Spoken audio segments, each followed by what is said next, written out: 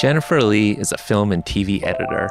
You've seen some of her recent work if you've watched the 20th Century Studios comedy Rosaline, the pilot for the Golden Globe-winning show Ramy, or The Fallout, which won the Grand Jury Prize at South by Southwest and was acquired by Warner Brothers. But her road to editing films and shows was initially unexpected. Before she was editing moving images, she was editing comic books. One of the sensibilities that I've brought over from comic book editing was just really valuing an economy of storytelling. Jenifer and I speak about her experience pivoting into the film and TV editing world. I was like, I have an opening right now in my life to try something else before I settle into this permanent career, if that's what I wanted to do. And then she breaks down her approach to crafting and editing scenes that effectively serve the story. We also discuss her initial years working on micro-budget indie films in New York City, and how those experiences helped shape her work. That's all coming up shortly. From the New York City Center for Media Education, this is CME Presents, where we explore how the digital stories and media that we watch, listen to, and experience are created. I'm Jacob, and this is a conversation with Jenifer Lee. Hi, Jenny. Hi, Jacob. How are you feeling? I'm good. Yeah. I'm good. I'm excited that we're finally talking. I know. This is a big pinnacle moment. Do you believe? I believe now. Okay. I had some doubts. I worked through it. I went through a whole character arc. I'm glad. Now I'm good. It's good you went through an entire character arc because I feel like that's related to hopefully a lot of what we'll talk about today. So we're in a good spot. I really am excited to delve into your process as a film and TV editor. But before we do, in your current life, of course, you edit films and shows. But in what you refer to as a past life, you edited comics working for Marvel and DC, working on projects such as Wolverine, Daredevil, Black Widow. What was the trajectory that led to moving into that space? And then from there, how did we wind up here? My first love has always been storytelling. And I feel like when you often hear about these filmmakers and they're always like these white guys with baseball caps and they're like, yeah, when I was growing up, I used to make movies on Super 8 in my backyard. It's like that Steven Spielberg documentary that he's literally doing war movies in his backyard. At the age of 3. At the age of 3. And so the narrative that you're given is that you come out of the womb and you're going to be a filmmaker. And that was not me. I didn't go to film school, but I was always a natural writer. I always loved stories. And I was an English major in college, and I grew up reading comic books. I have an older brother. We used to go to the sweet shop. He would buy whatever looked good on the spinner rack. I used to spend all my money on candy. But, he got to he would grudgingly let me read his comics afterwards. So I think I got the better deal of that. What were some of those comics that you were reading? I mean, this was in the 80s. So it was Claremont X-Men. It was a lot of Marvel. There was some Batman, some Spider-Man. And I remember growing up, the cartoon that we were exposed to was Amazing Spider-Man and Friends. And so superhero figures always sort of loomed large in my childhood, I think, as they did for a lot of people. But I never really thought that I would, as I grew older and my tastes matured, I started reading comics that were literally branded for mature readers. And when I was in college, I was an English major, and I would be, studying Milton. And then I was reading comic books by Neil Gaiman and The Sandman. And so what I noticed is as I was reading these comic books, I never saw myself in them. I never saw myself as a creator in them. But what I did see in the credit boxes, I saw a lot of women's names, and I saw that there was an editor. And I had no idea what the editor did. The comics are very much segmented by craft. And so there'd be a writer, there'd be a penciler, there'd be an inker, colorist, but there would also be the editor. And there was often an assistant editor. And I noticed that often those would be the only female names. And I gravitated toward that. I feel like you gravitate towards people who are similar to you or have something in common to you. And so I started to follow editors and think, I really like the comics that this person is editing. So at this point, you're beginning to realize that there is a possibility that you could work in this space? It was sort of my dream job. I was like, I think I want to do this. So what is the process of moving towards this dream job? It took me a while to get there. And I think even in college, when it was senior year and I was becoming clear I would need to get a job, I called Warner Brothers, because DC Comics is owned by Warner Brothers. Called Human Resources. I cold called them, and I was like, I would like to submit my resume. I'm about to graduate from college. And they were like, oh, send a resume, send it here. And I just imagined that like if I sent it, it was like that final scene from like Raiders of the Lost Ark, and it like with the box, like where they're putting the Ark in the warehouse, like just goes on for miles. Never to be seen again. Yeah, that's what they would do with my resume. And so I don't even think I sent it in because I was like, I had no connections. Okay, so what do you do? And so I pursued a publishing job, but I was in New York. I was in New York, and DC Comics had their headquarters in New York. And so I ended up, there was this gallery down on Watt Street, sort of in Soho, and it was called the Four Color Images Gallery. And it was run by Ken and Laura Sanzel. And Ken Sanzel is now a filmmaker. And so you would go, and like any gallery opening, there would be free booths and pretzels, and like all the industry players would come for the free booths and to network. And so there was an art director at the place where I was working right out of college, and he started up a friendship. His name was Charlie Hunt, and he saw that I was reading comics. He liked comics. He's like, "Hey, have you read Preacher?" Like we would talk about it. He's like, "You should come with me to these gallery openings," and that's where I eventually started hobnobbing with some people, and like met like the first time I met an editor whose name I recognized. I was like, "Oh my God, I know your work," and like I know, like, how do I get in? Like, how does this work? Like, I've been working as an editorial assistant at this like direct mail book club, but it was a lot of the work that I was getting. It was like a lot of really entry level, publishing work. Right. And she's like, "Well, we actually have an opening. We're going to be hiring soon." So like it was just pure dumb luck. And I eventually, and like that was literally like I didn't just want to break into comics. I specifically wanted to break in to the Vertigo imprint at DC Comics. So it was meant to be. Somehow I had just happened to sort of meet somebody at the right time. And I had enough experience at that point of like entry level editorial work. And I became an assistant editor. And so I ended up working at DC Comics for like close to 4 years. And then eventually I left, and then I ended up at Marvel. As an editor, what's your role? The role of the comic book editor it's sort of similar to producing in that like it's a small enough industry that you have to wear a lot of hats. And so you are developing pitches with the writers, and comic books are written in a script format. It's a little bit like a screenplay, except there's panel breakdowns on each page, and you are editing those actual scripts. You are responsible for casting the talent, artists who can visually have an art style that will tonally match the story that you're telling. Not to take away from the glory of your first dream, but you've mentioned that in many ways working in comics helped prepare you for your work as a film and TV editor. What skill sets are you picking up along the way that future you will appreciate? As every stage is coming back to you as the editor, you're overseeing the vision is intact at every stage, and that everything there on the page visually is supporting the storytelling. And if it's not, then you have to figure out how to fix it. And so that, combined with the fact that comics are still a serial format, they still come out every month. There's an incredible discipline you need to have while you're working on a comic book. When I started, it was like 24 pages, and then it was 22 pages, and now it's like 20 pages. But you have to deliver something that is going to make a buyer come back to a specialty comics store the next month. A lot of that work, I worked over the course of almost 10 years in comics. Like I worked on hundreds of issues of comics, and I took each one of those from script to page to final execution. And I did it over and over and over again. So at some point you decide that you are ready to leave the comic book world. When do you know that it's time? Eventually, because I was at Marvel at the end of my career, I was sort of tired of working on, stories with capes and tights. I tried to find a way to do stories that were meaningful to me within the confines of that superhero genre.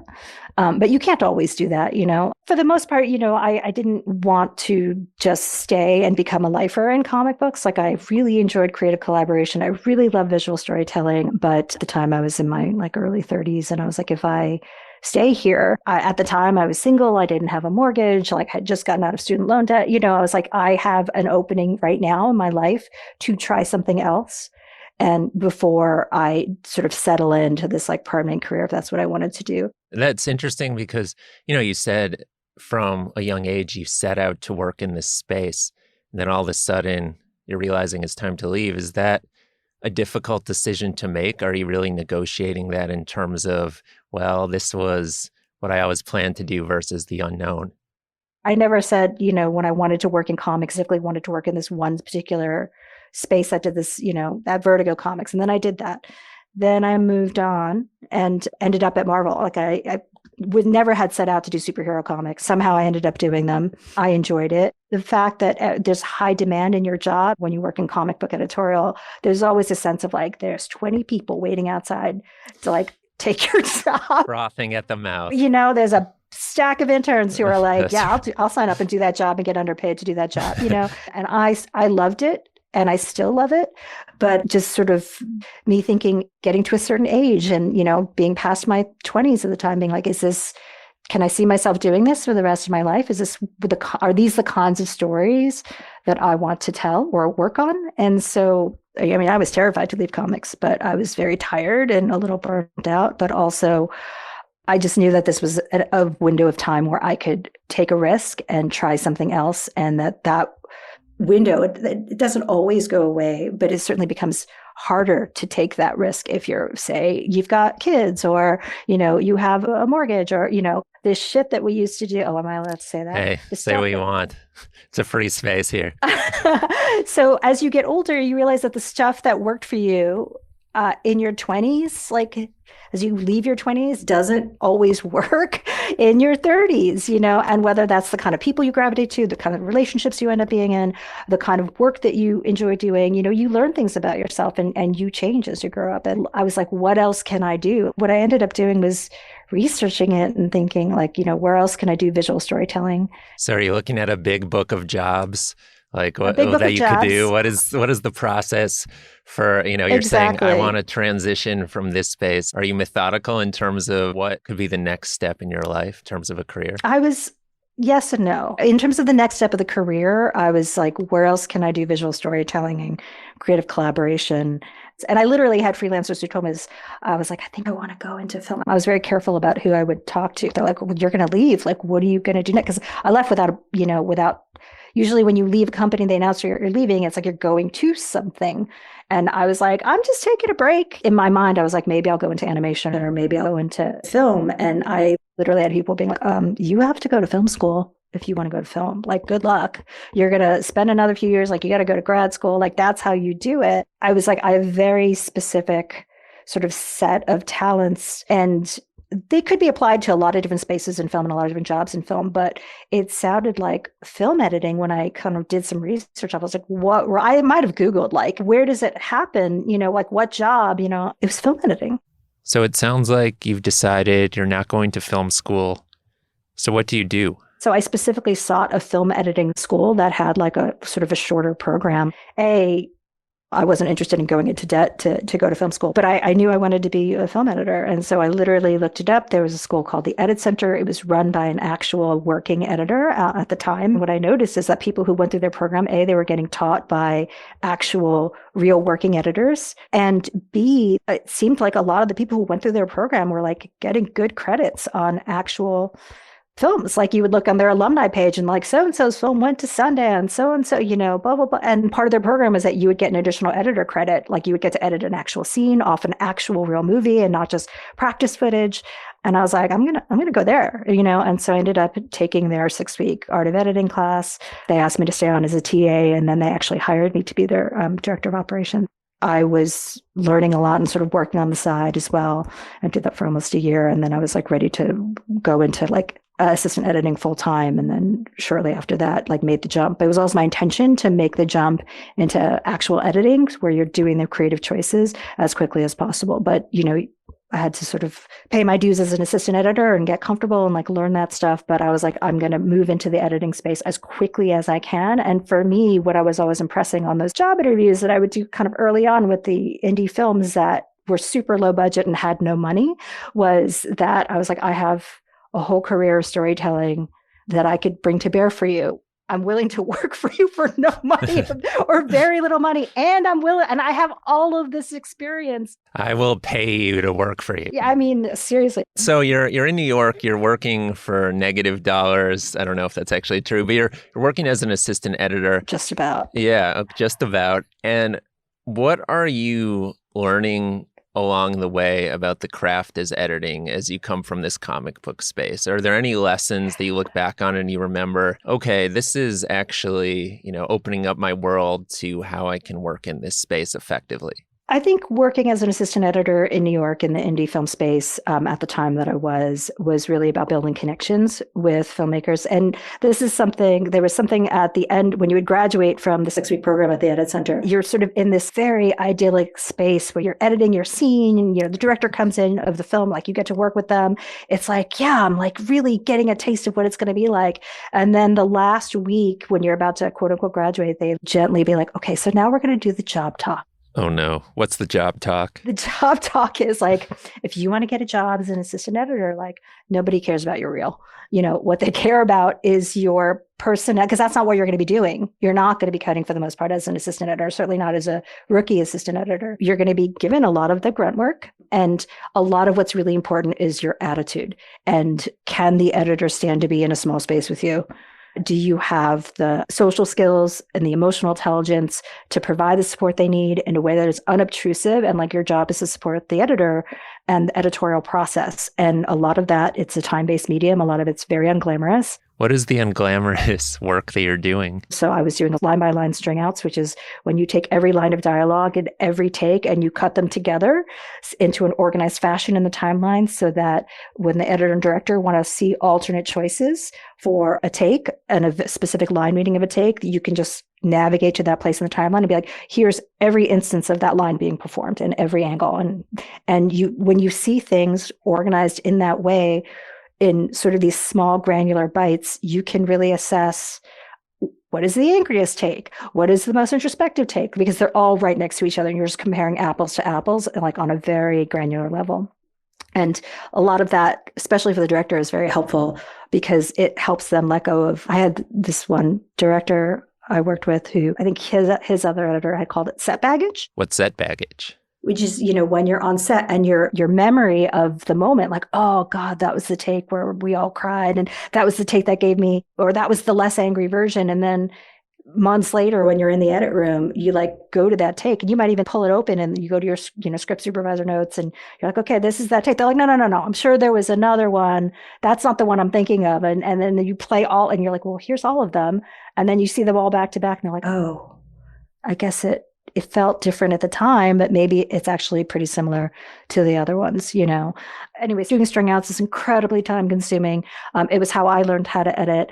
And it was, and I did that for other people. Are you working on fiction and nonfiction pieces? I worked in the doc space and I worked in the narrative space. So I could like, do I want to go into doc? Do I want to go into narrative? So in terms of what I learned, a lot of it was about building those connections.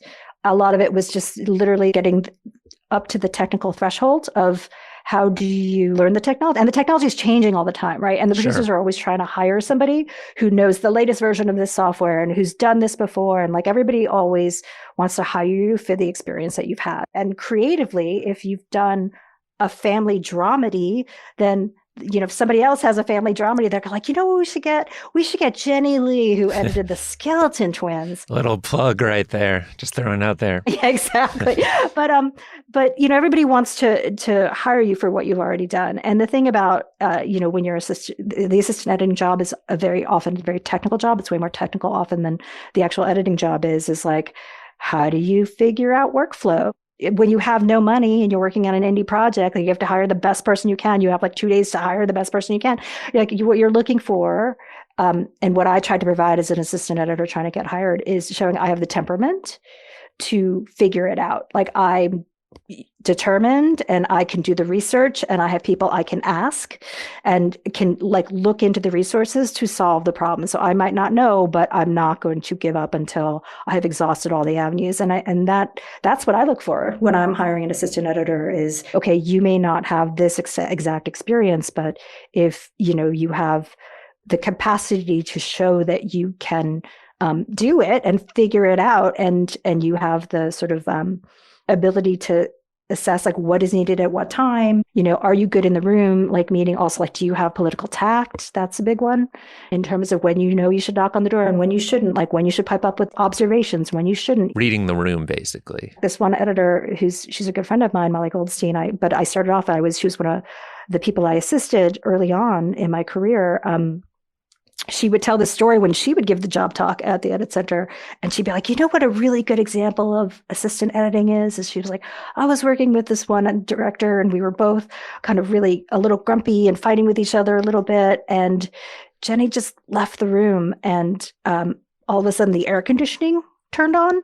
And it was because it had been the summer and we realized we kind of stopped bickering and realized that we were just sort of hot and grumpy and cranky because it was too hot in the room with all the monitors and because the facility was probably trying to be too cheap with with the air conditioning. And she saw what was happening. She just left. She turned the AC on. That was great assistant editing. It had nothing to do with any of the technical work. That's all it is. It's temperature control. That's what assistant editing is. Temperature control. That's the secret. Exiting and temperature control. Exiting discreetly. Yes. And not constantly being like, oh, well, can I get a scene to edit? Like, and just trying to insert yourself sort of where you may not be welcome at that time because things are very high stress. Right. And that whatever that creative negotiation is. So you are in the assistant editing trenches, fanning people with leaves, turning on the AC, all of the above. You name it, you've been doing it. What is that pinnacle moment that leads you to moving beyond the assistant editing realm and transitioning into editing? That network that I had built at the Edit Center, like somebody recommended me for a job that they did not want to take.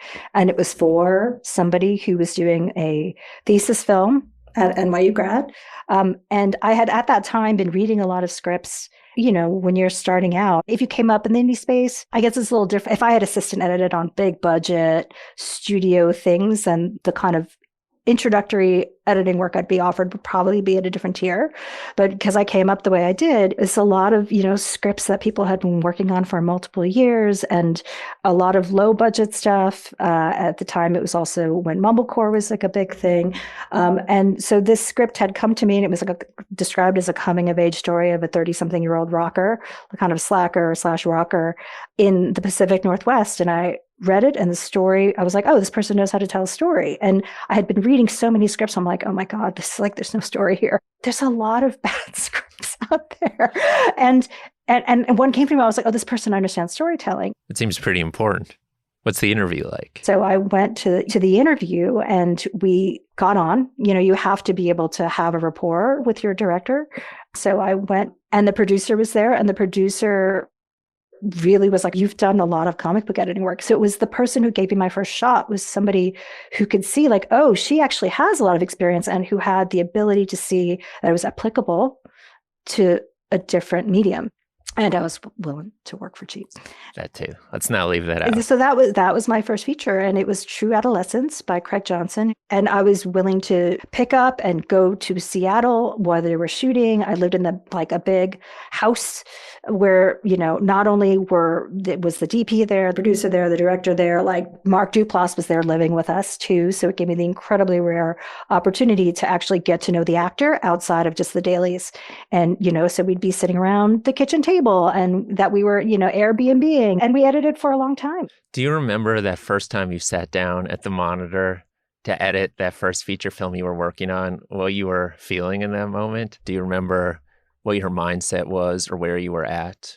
Yeah. I mean, you're shitting your pants. Like you're completely sounds about right. Terrified. It's, you're like, what if I screw this up? But also I was in the, production office. There's like this grumpy cat. It was super indie.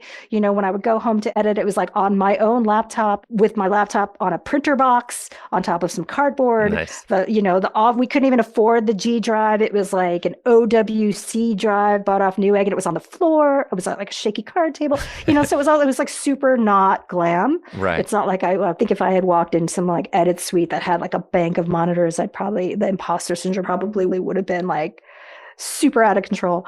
But, we were all just there trying to make a movie. And, and I think because I got to know the producer and the director really well, and even know the DP, and like we would drive, they drop me off at the production office every day and they go to set.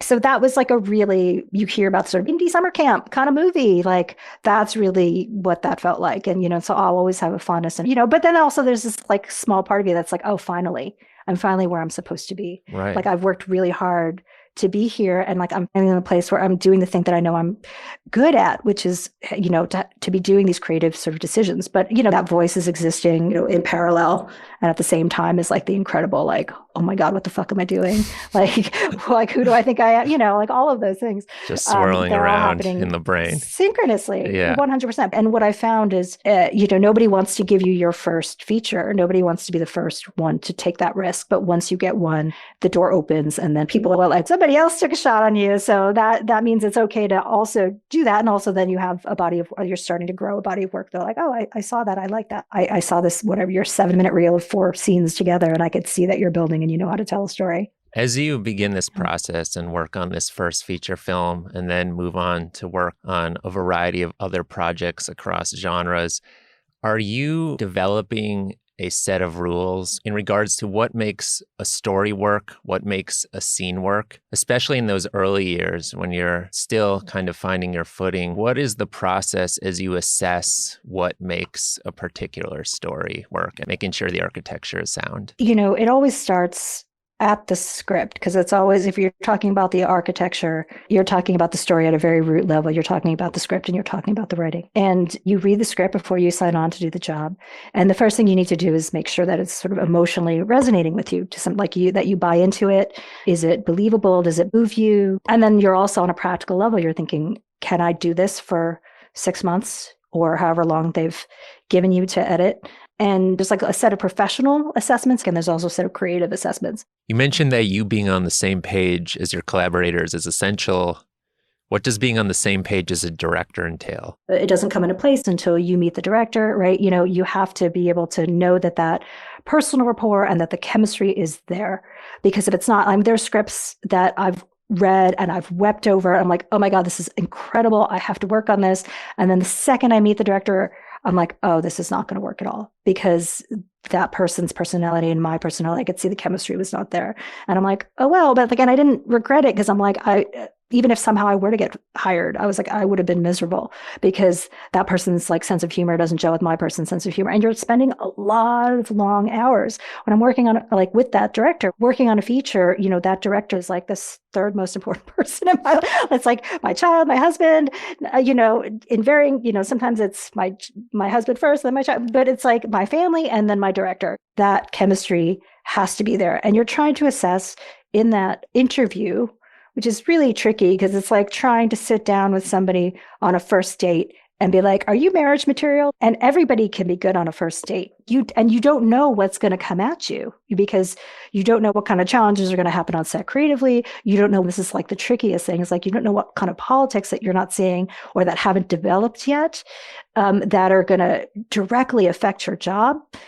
You don't know who is like a creative stakeholder, who's going to be like, has fallen in love with the script and is unwilling to see an alternate version of that play out, even though you and the director are like, no, actually, it works better this way. Like, this thing that we wanted to achieve in the script is actually no longer working for X, Y, and Z. But you have to at least have that creative rapport that you hope that you're going to have with the director. You have to have a personal chemistry. So I know you were asking sort of the creative architecture. And then I have sort of veered into like how important your collaborators, the choice of your collaborators is. But you have to have both those things, right? One of the things that I really appreciate about your work, besides it being great, is that you have worked in a bunch of different genres. You've cut Rosaline, which is a modern day comedic take on the Romeo and Juliet story, is more of kind of this punchy comedy. And then, we look at a film like The Fallout, which is, more a drama about the aftermath of this cataclysmic moment in high schoolers' lives. And you've worked on Master, which is more rooted in horror. As you find your footing when you're working on these new projects, do you consider the quote-unquote genre of which it exists in? How are you finding your footing in terms of the visual language? Do you think about in terms of genre when you're cutting one project versus another, and reference points? I think what you think about is sometimes again, like, I think you're always cutting to your own taste. That's always the first sort of barometer that you're using as you're cutting. And like, I just saw Triangle of Sadness the other day. It's so funny, right? And it's so savage.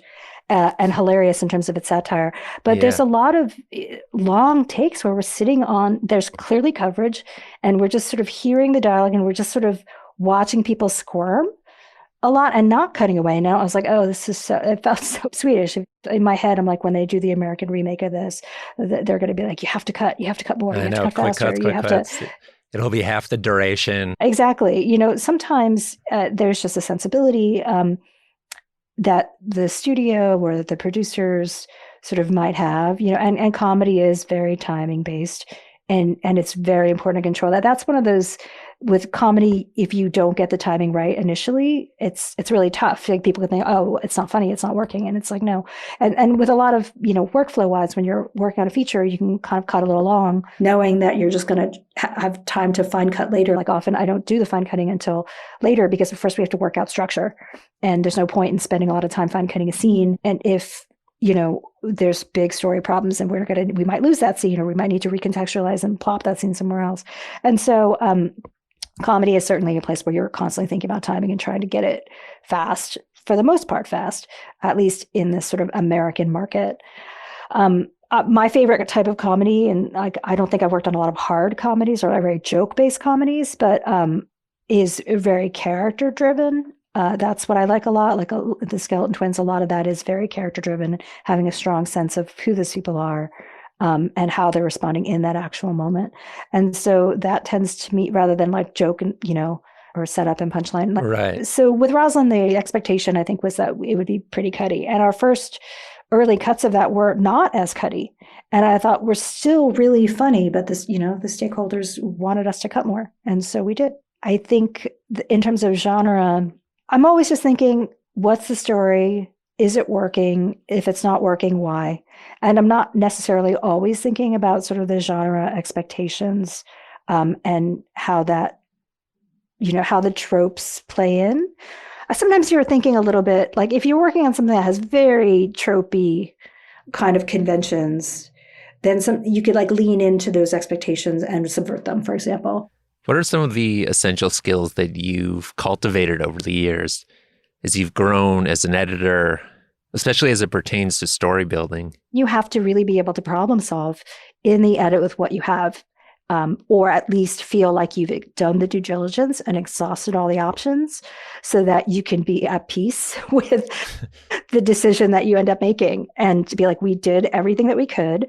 We're going to take that piece of criticism on the chin, like, if that comes, but we made this choice because this other thing was more important to protect, and that's the thing that like mattered more. All the crafty things that you hear about, like setting up, is it paying off, like is it, but a lot of what I'm often looking at is like, do I buy it? Does it feel emotionally honest? Like, does this feel natural? Does this, unless they're trying to go for some very specific stylized heightened kind of tone.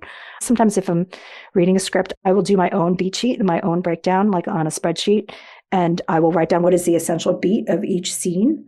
And that allows you to see, like, at what point is this happening in the story? Should this happen sooner? When you're thinking about hooking an audience and want to effectively invite them to watch a film or show, how do you approach this? There are some issues that just come up over features over and over again, which is like, you're always spending a ton of time on the opening. Like every feature I've ever done, you're always spending so much time on that. It's like, how do we get the movie started as quickly as possible in the most entertaining way as possible, so that you're not using up people's attention sort of and exhausting it later when you really need them to be leaning in and really invested. Some of it's just sort of learning to see the structure underneath the writing. And a lot of it is just like, what is it emotionally that I'm responding to? Does it feel honest? And then that for me is always the guiding light when I'm doing the assembly during the shooting, is I'm looking at the dailies and I'm looking at the string out. I'm cutting from the string out. I'm thinking, what did this actor do that moved me? Or what does this piece of B-roll that I begged them to get, that they got on the fly? Like, can I file that away and use that for something else later if we need a breath and some music to let the previous beat resonate out?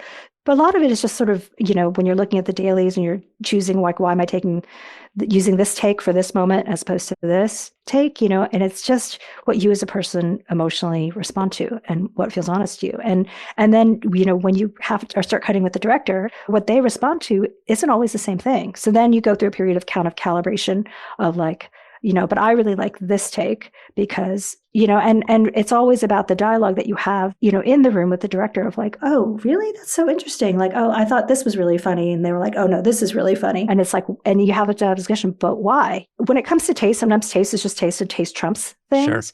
Sure. But often if the director's like, well, it just feels right. And I'm not always a believer that it just feels right is a sufficient answer. You don't believe in feeling, you feel in data. I think this is a function of having worked with a lot of first-time filmmakers, right? And what you have when you're starting out in your craft is you can have great taste, but what you don't have is craft, right? Because craft comes from actually practicing and experiencing and executing over and over again, right? And directing is a really expensive craft to practice. It is. You don't get a lot of opportunities to do it often at the beginning of your career.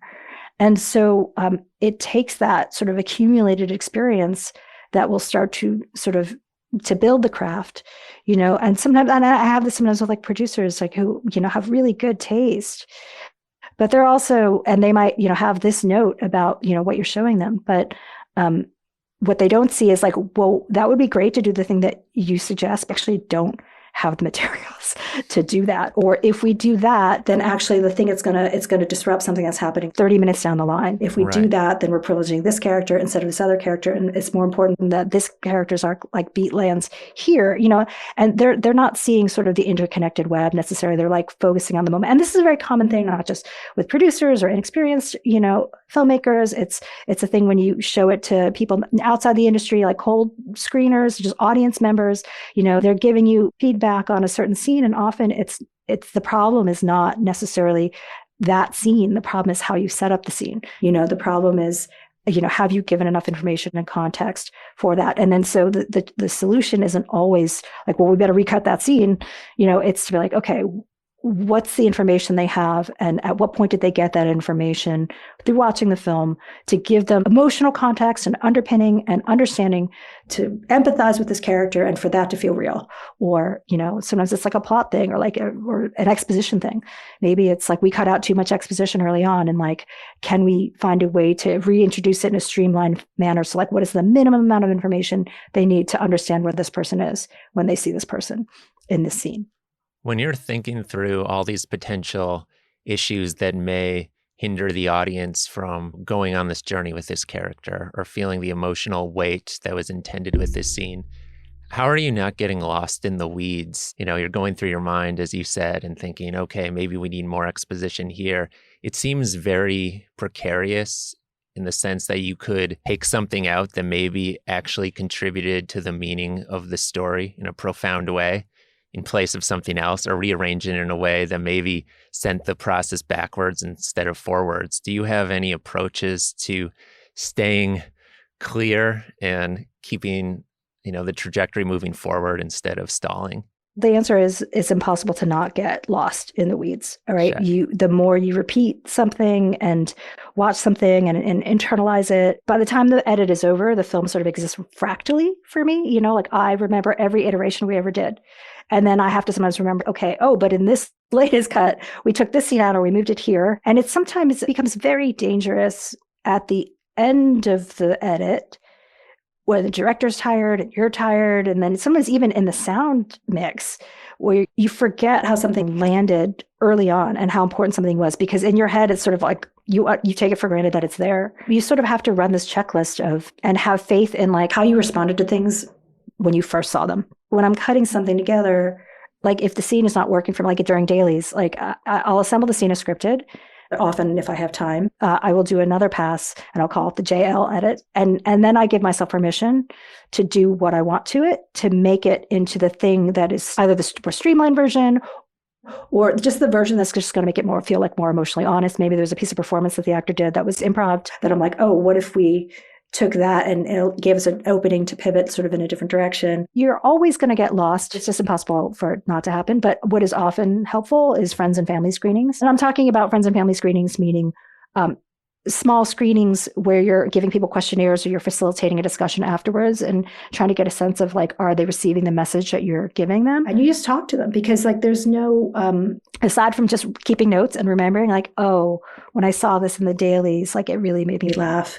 Yeah, that's what I think is really fascinating about the process, because there's so many mechanics involved in the editing process, but ultimately you're trying to evoke an emotion or feeling. It seems like there's a weird tension between, just thinking about cutting something in the quote unquote right way while simultaneously thinking about how people actually feel when they're watching it. That is something that is endlessly fascinating to me, which is how do you make people care just from the creative choices and the narrative choices that you're making? Like, I never get tired of that. And it's always really exciting and always really interesting to try to put that together. And sometimes it takes a lot less than you think it does. One of the sensibilities that I've brought over from comic book editing was just really valuing an economy of storytelling.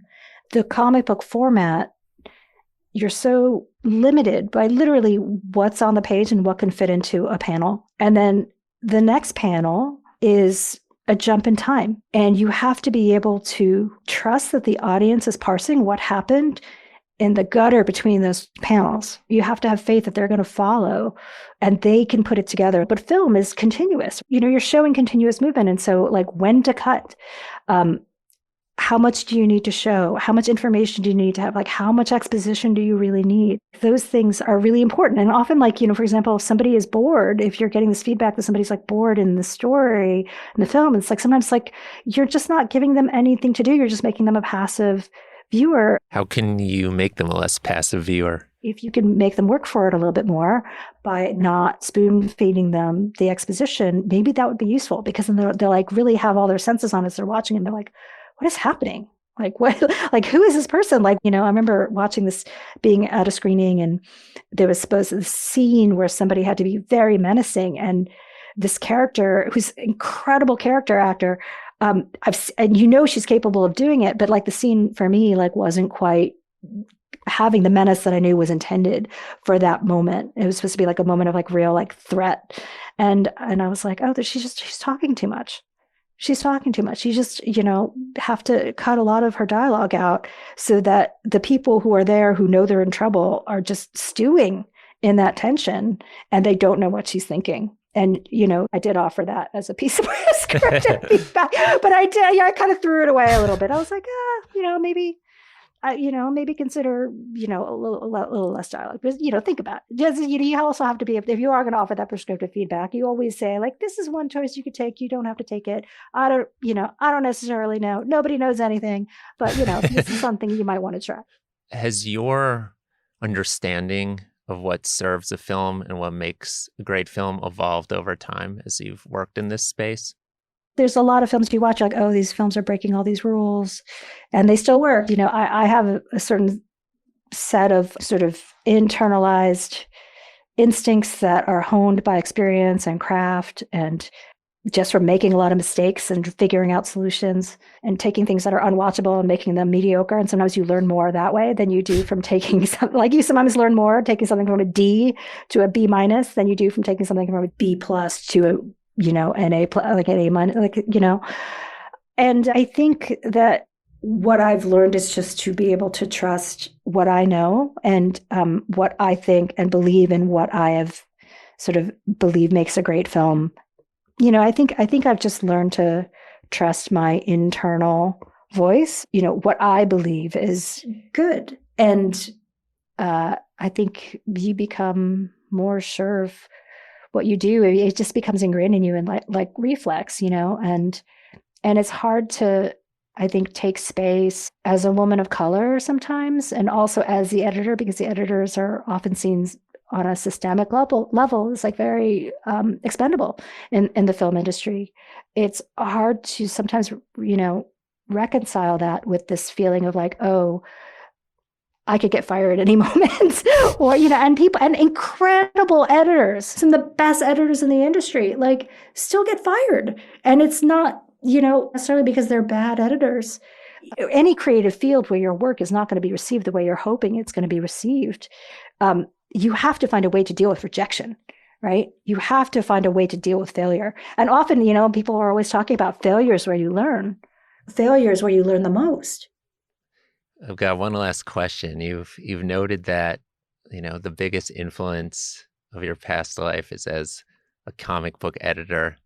Do you still engage with comic books? I do, not as much as I used to. A little known fact, I am married to a comic book writer and illustrator. There's no escape. There's no escape. I do still engage, not as much as I used to, but my husband, Cliff Chang, who co-created Paper Girls, he just did this comic book called Catwoman Lonely City, and it was the first thing that he wrote in its entirety. He wrote it, he drew it, he lettered it, he colored it, did all the covers. It was very unusual, but that gave us the experience of everything that he wrote. I got to read and give feedback, and that's a whole separate podcast, which is that's right. Working creatively with your romantic partner. I mean, that's a series right there, honestly. That's a series.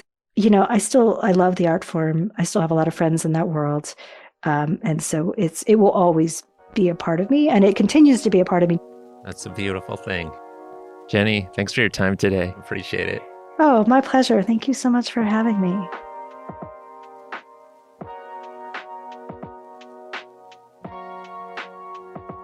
From the New York City Center for Media Education, this has been CME Presents, available wherever you get your podcasts.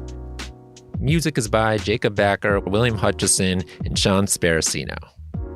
If you like what you hear, please rate, subscribe, and review. And don't forget to check out our website at nyccenterformediaeducation.org for more information about media making and filmmaking classes.